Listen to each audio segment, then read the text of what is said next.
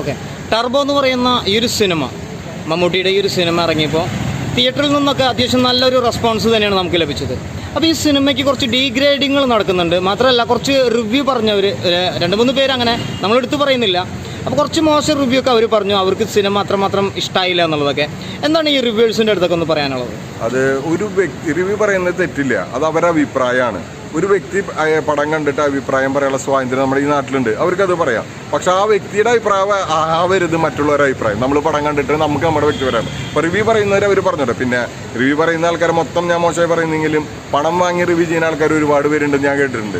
പിന്നെ ഒരു വ്യക്തി റിവ്യൂ പറയുന്നത് അയാളുടെ അഭിപ്രായമാണ്. പക്ഷെ ആ അഭിപ്രായം കേട്ടോ കണ്ടു പോകുന്നത് വളരെ മോശമാണ്. നമ്മൾ പടം കണ്ട് നമ്മൾ വിലയിരുത്തണം, അതല്ല സത്യം. അത് പറഞ്ഞോട്ടെ. ഇപ്പോൾ പ്രസിദ്ധമായ പലരും റിവ്യൂ പറഞ്ഞ പടങ്ങളൊക്കെ ഇവിടെ എന്താ പറയുക, ഹിറ്റായിട്ടില്ലേ? പടം മോശം, അത് അദ്ദേഹത്തിൻ്റെ അഭിപ്രായമാണ്. അദ്ദേഹത്തിൻ്റെ സിനിമേനെ കുറിച്ച് പറയാൻ പറ്റും, അയാളെ വ്യക്തിപരമായ